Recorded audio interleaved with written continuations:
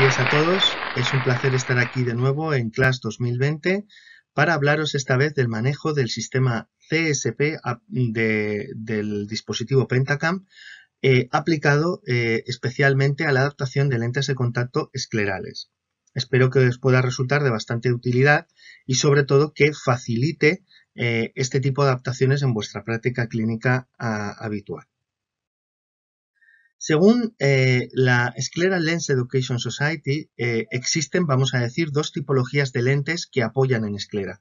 Una son las lentes corneoesclerales que distribuyen el apoyo entre córnea y esclera y normalmente suelen ser adaptadas por criterios queratométricos o topográficos corneales, por lo tanto no necesitan el cálculo en sí de la sagita ocular. Y por otro lado tenemos las lentes completamente esclerales, en las que el cálculo de la sagita ocular sí que resulta crucial e imprescindible, habiendo en este caso dos subgrupos en función de la relación entre el diámetro horizontal de iris visible y el propio diámetro de la lente de contacto, que son miniesclerales y esclerales de gran tamaño.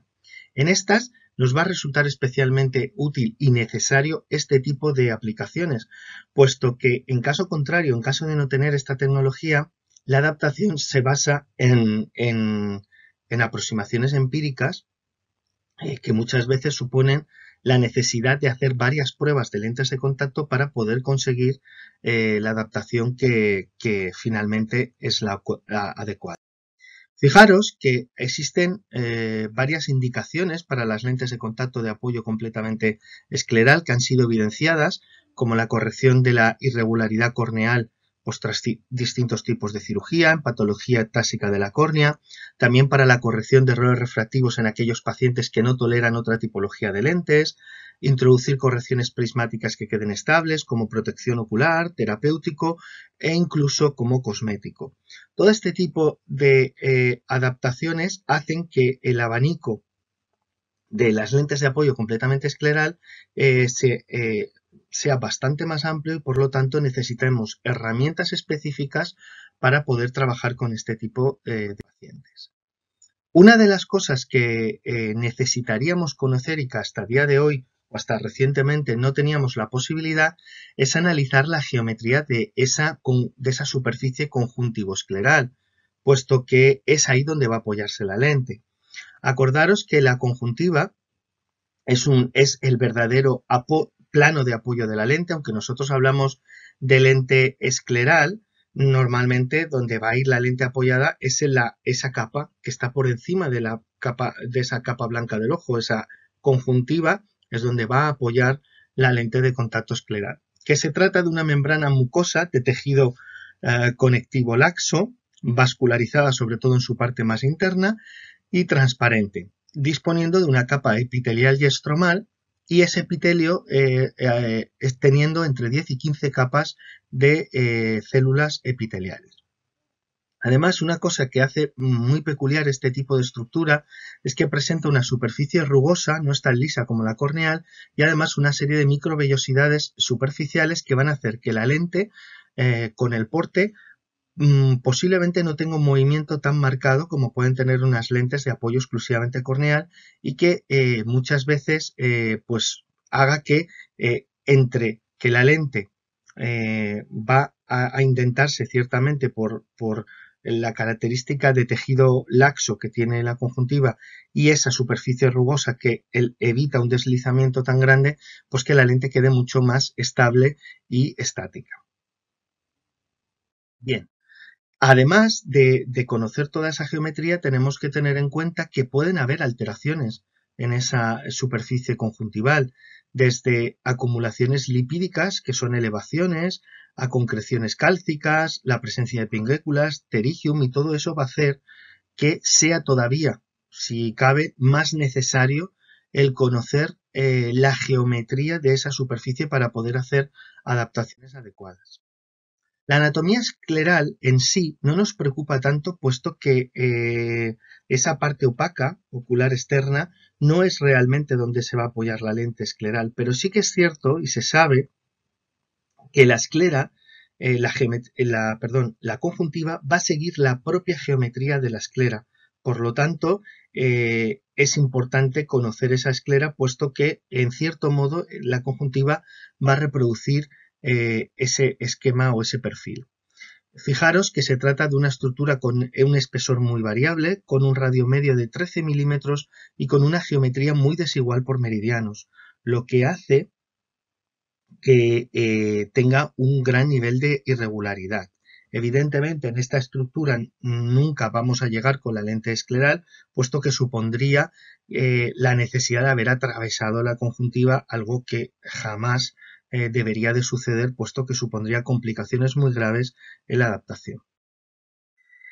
Una de las cosas que tenéis que tener en cuenta dentro de las partes que tiene la esclera es el limbo, esa transición entre córnea transparente y córnea, perdón, entre esclera opaca y córnea transparente. Esta zona de transición tiene aproximadamente 1,5 milímetros de ancho y 2 milímetros de altura. Fijaros que en esa estructura se produce un cambio de 5 capas de epitelio corneal a 10-15 capas de epitelio conjuntival, finalizando la capa de Bowman. Y siendo una estructura en la que el cambio geométrico que se va a producir va a ser enorme y va a ser clave a la hora de determinar cómo es la ságita de ese ojo y por lo tanto qué lente escleral o qué altura sagital de lente, mejor dicho, vamos a necesitar en este caso. Por eso es importante conocer esta estructura. A día de hoy siempre se había visto con estudios con tecnologías un poquito más básicas que la geometría limbar no siempre era curva. De hecho, a veces la porción escleral de transición a veces era convexa, otras veces tangenciales o incluso a veces cóncava. Por lo tanto, generaba perfiles muy variados que se han logrado caracterizar en esas 5 categorías que veis ahí. Pero yo quiero que os quedéis con la idea, fijaros, de que según un estudio que realizó Van der Borp en el año 2010, fijaros que en esa zona que hemos dicho que tiene 1,5 milímetros de ancho, la transición media o el cambio medio de curvatura es de 3,5 milímetros en el radio de curvatura. Solamente en un área de 1,5 milímetros. Os podéis imaginar la relevancia de esa estructura. Además de que es una estructura que fisiológicamente debe ser respetada, puesto que es muy importante en el proceso de mantenimiento y regeneración del epitelio corneal. Por lo tanto, es una estructura muy importante en este tipo de adaptaciones. Acordaros, una de las cosas que yo siempre quiero que os quede claro cuando hablamos de geometría corneoescleral es que aquí os olvidéis de conceptos ópticos, porque la esclera, o en este caso la conjuntiva, no es una superficie óptica, por lo tanto nunca hablaremos de potencias. Hablaremos o bien de radio de curvatura, hablaremos bien de altura, esa diferencia con respecto a una superficie de referencia que suele ser una esfera, pero una esfera dividida en dos, una parte para la zona corneal y otra parte para la zona escleral. Por eso hablamos de concepto de biesfera. Y luego muchas veces se habla de ángulos tangente, es decir, de pendientes, de cómo va cambiando la pendiente a lo largo de la superficie conjuntivo-escleral. Esa también nos va a permitir conocer las zonas que hay más cambios de curvatura para poder en esas zonas adecuar el diseño de una lente escleral. Fijaros, si nosotros intentamos hacer una revisión bibliográfica que recientemente hemos publicado sobre las técnicas disponibles para caracterizar esa superficie conjuntivo-escleral, tenemos 3 de ellas. La tomografía de coherencia óptica, la perfilometría de dominio de Fourier y, evidentemente, la tomografía basada en cámara Scheimpflug, que es de lo que vamos a hablar hoy. Fijaros que se ha podido ver que esa tomografía en cámara Scheimpflug inicialmente era muy criticada por, como podéis ver, el nivel excesivo de distorsión en la zona limbar que se produce al tomar la imagen con el principio de Scheimpflug, a pesar de que las medidas de sagita se pueden hacer perfectamente sin ningún problema, pero parece que resulta difícil delimitar esa zona escleral.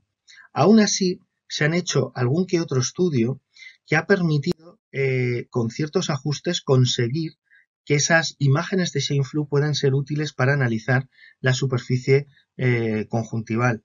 Pero aún así ha llegado el sistema CSP de Pentacam que todavía mejora esa posibilidad de caracterizar la esclera obteniéndose imágenes y valores muy útiles. Fijaros que normalmente cuando nosotros utilizamos el principio de Seinfeld para fotografiar el ojo, la córnea suele tener una iluminación buena, mientras que la esclera, como podéis ver, está sobreexpuesta, generando un nivel de saturación de la imagen que impide la resolución de detalles. En cambio, si nosotros vamos tomando medidas en distintos tipos de secciones, dejando la córnea infraexpuesta, es decir, con menos iluminación, pero que me permita tener la iluminación ideal en esclera para evitar esa saturación de la imagen, nos proporciona, nos posibilita esa opción de tomar imágenes de gran calidad.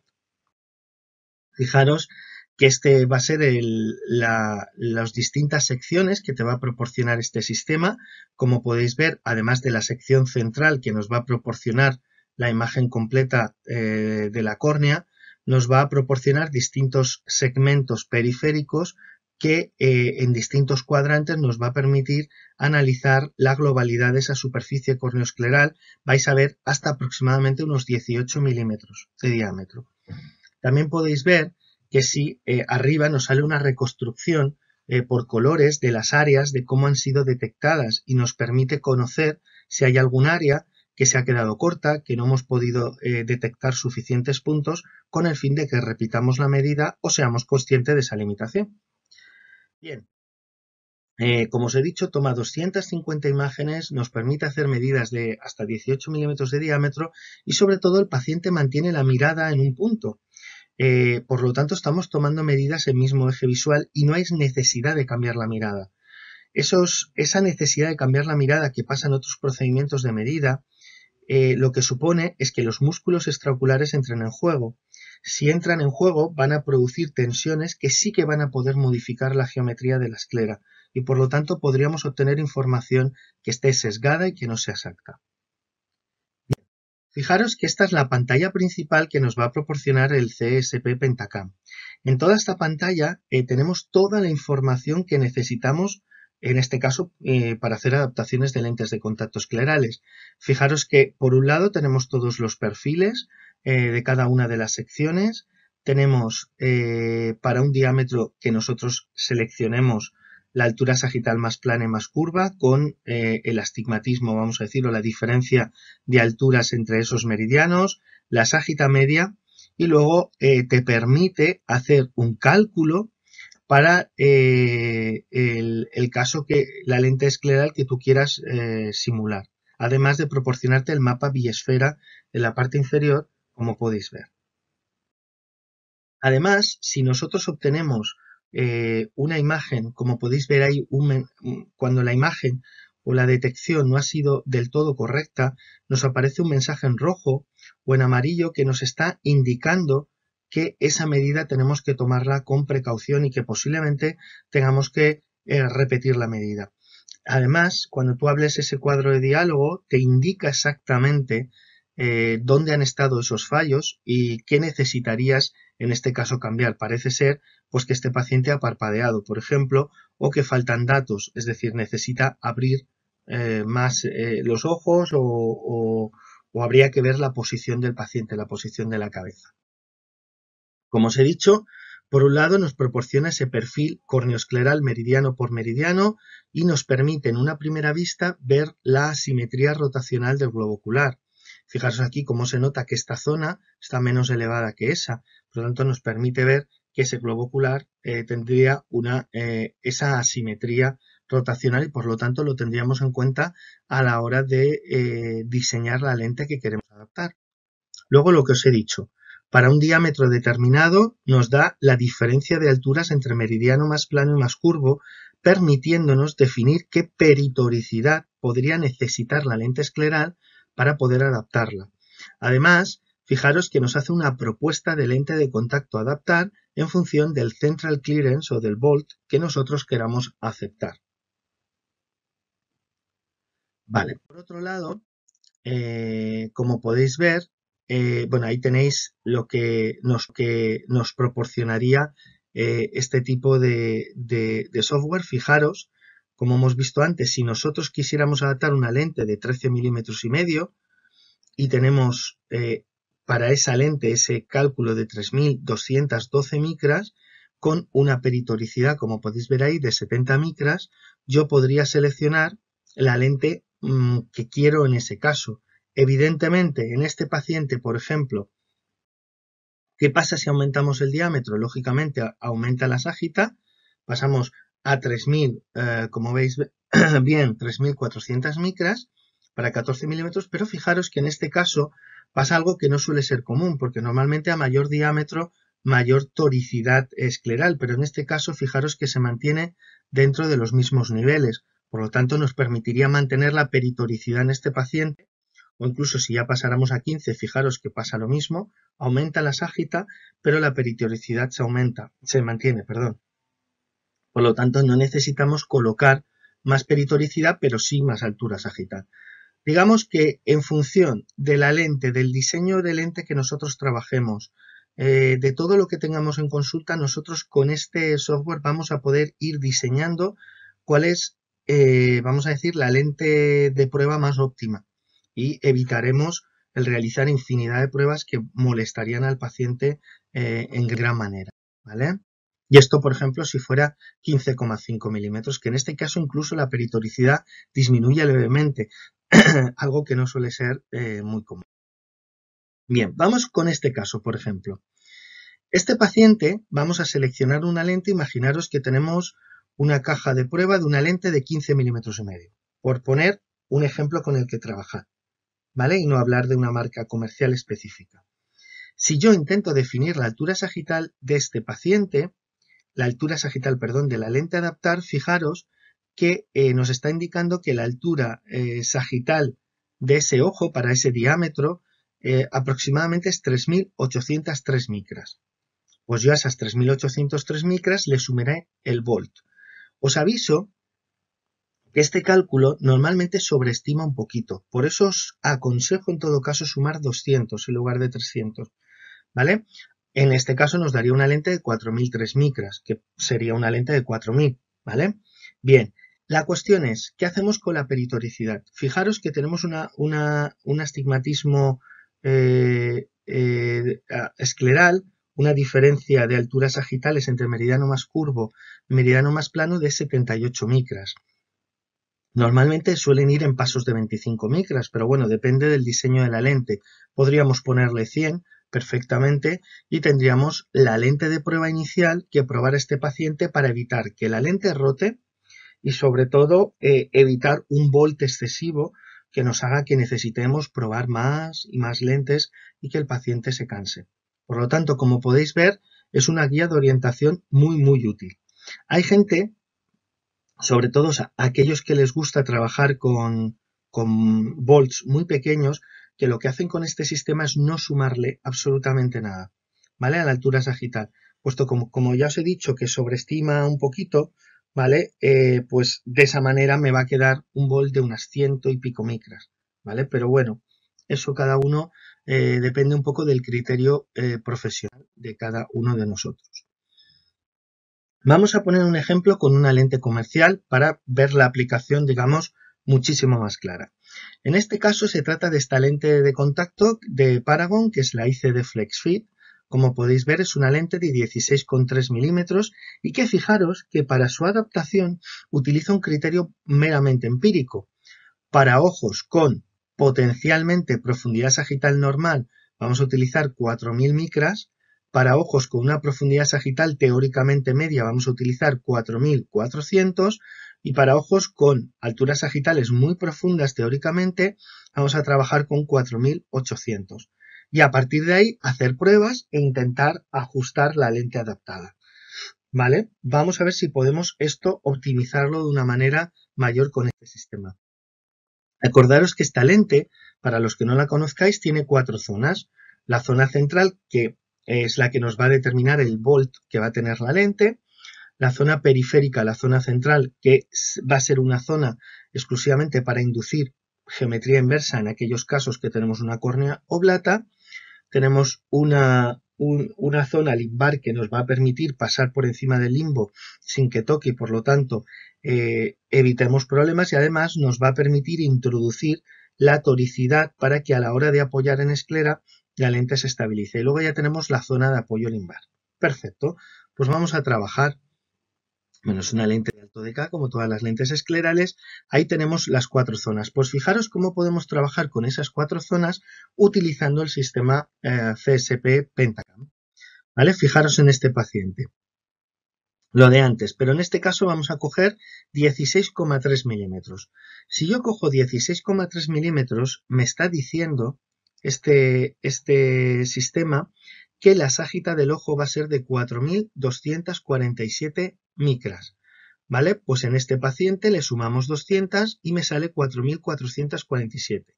Bueno, vamos a suponer que es 4.500. Perfecto, porque aquí vamos en pasos exactos en la caja de prueba. ¿Qué peritoricidad voy a coger? Pues fijaros que nos indica que la diferencia entre meridianos está en torno a 107 micras. Como yo sé que esta lente, la peritoricidad va en pasos de 25 micras, podríamos coger o bien 100 o bien 125. Yo en peritoricidad os aconsejo que cuando trabajáis con lo que da el sistema, vayáis un poco al alza, ¿vale? Para que la lente quede lo más estabilizada posible. Entonces, en este caso, pues voy a probar 125 micras. Como el LCZ se establece en grados, pues son 5 grados, porque cada grado equivale a esas 25 micras. Por eso pone LCZ 5 grados en el meridiano curvo. Perfecto, pues vamos a ver en este caso cómo queda la lente, ¿vale? Bien, pues probamos la lente y si os fijáis, a nivel de volt queda un poquito elevada, quizás bastante elevada. Evidentemente aquí tiene el párpado un poco cerrado y por lo tanto levanta un poco la lente en la parte inferior y el eje de la lente parece que está levemente inclinado con respecto al que debería ser, que estaría en torno a los 35-40 grados, ¿vale? Conforme a la topografía escleral. Está un poquito más bajo, estaría por 20 grados aproximadamente, pero bueno, la lente está estable, no rota y cuando la movemos la lente vuelve a su estado original. Parece que la peritoricidad seleccionada es adecuada. Lo que está claro es que el volt no es el adecuado. Bueno, pues vamos entonces en este caso a quitarle lo que le hemos sumado, esas 200 micras. Vamos a quitárselo. Y entonces vamos a ir a lo bajo. En este caso, 4.200 micras, LC5 STIP es LZ0. Bien, como podéis ver, el eje de la lente más o menos es adecuado, vuelve a estar en la misma zona, próximo al eje, el eje topográfico que habíamos medido. Y en este caso, la altura sagital de la lente, quizás, como en caja de prueba pasábamos de 4.500 a 4.200, nos hemos quedado un poquito cortos. Yo hubiera quitado los 200 que habíamos sumado y me habría quedado en 4.300 y tendríamos una altura sagital bastante apañada, ¿vale?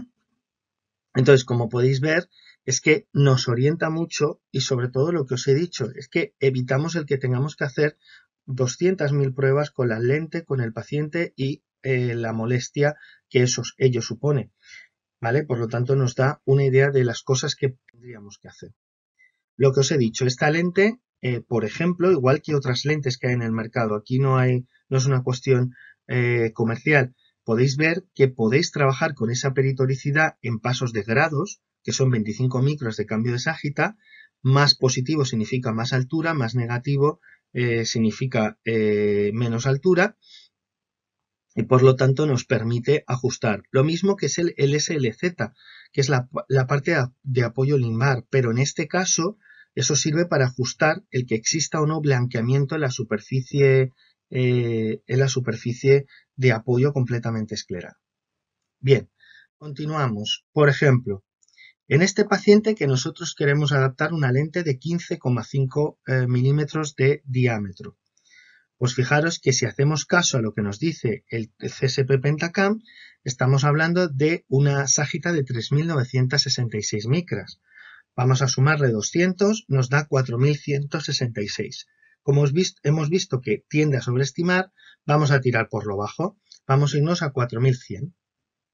Y fijaros que el LCZ en este caso, como la peritoricidad es de 47 micras, es decir, 50 micras, podría poner LCZ 2 grados, que son 50 micras, o si por seguridad queréis poner 3 grados, pues ponemos 3 grados, que serían 75 micras en el meridiano steep, el meridiano más curvo.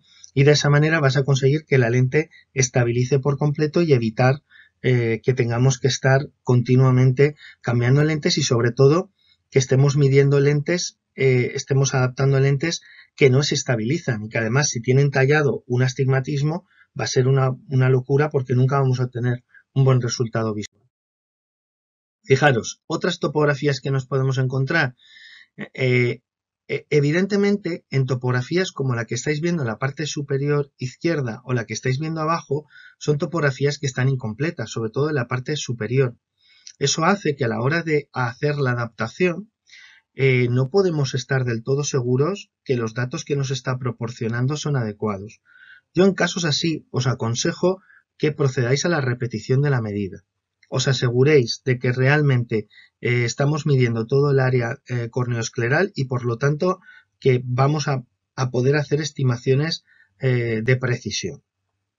La que tenéis a la derecha arriba, es cierto que le falta un poquito la zona inferotemporal, pero fijaros que este es un caso, por ejemplo, que además es un sujeto normal y llama la atención del astigmatismo escleral tan marcado que hay, ¿vale? En este paciente, bastante marcado, que casi coincide en eje con el que hay en córnea, aunque el que hay en córnea es bastante más leve en cuanto a magnitud.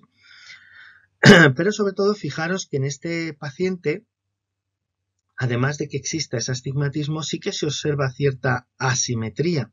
Es decir, la porción temporal de este paciente está mucho más deprimida que la nasal, a pesar de que ese sea el meridiano más deprimido.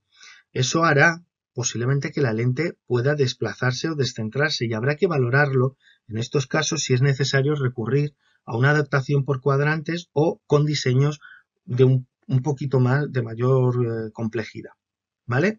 Por lo tanto, fijaros que nos ayuda mucho incluso a simple vista para la selección del diseño que nosotros queremos hacer. Bien, recapitulando todo esto que hemos estado viendo, deciros eso, que la plataforma CSP, como habéis visto, nos permite caracterizar de forma precisa la superficie córneo-escleral, siendo una herramienta muy útil a nivel clínico. Yo creo que debería de ser considerada y sobre todo para aquellos que ya tienen el sistema Pentacam, añadir este módulo creo que proporciona una funcionalidad muy importante. Además, habréis visto que con todo lo que hemos estado simulando, que esta plataforma permite seleccionar con bastante precisión la altura sagital de la lente de prueba que quieres inicialmente adaptar al paciente para luego ajustarla, de manera que minimizas el número de intentos de adaptación necesarios, con la supuesta disminución de la molestia del paciente.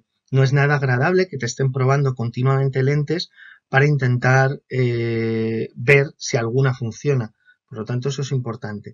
Y a su vez, habéis visto que esta herramienta nos permite optimizar el diseño de lente tórica a adaptar. Es decir, nos permite seleccionar en base a algo preciso el nivel de peritoricidad necesario y sobre todo, si es necesario en el diseño, incluir perfiles un poco más complejos o más asimétricos, como puedan ser diseños por cuadrantes. Entonces nos va a dar una información de inicio que nos va a permitir un poco plantearnos qué nos vamos a encontrar cuando observamos a ese paciente en la lámpara hendidura con la lente que probemos. Entonces vamos a ir un poco sobre seguro y vamos a poder ver exactamente qué es lo que vamos a encontrarnos e intentar predecir el efecto. Bien, en principio, bueno, pues esto era todo lo que os quería contar. Os doy las gracias por escucharme, por la invitación a Oculus a este evento y sobre todo comentaros que estoy a vuestra disposición para cualquier tipo de duda que necesitéis y para cualquier ayuda. Y comentaros y animaros a que utilicéis este sistema, puesto que es una aplicación muy útil y además vais a ver que os va a permitir simplificar de gran manera las adaptaciones de lentes de contacto esclerales en vuestra práctica clínica habitual. Por lo tanto, adelante y os animo con ello. Muchísimas gracias, un saludo a todos.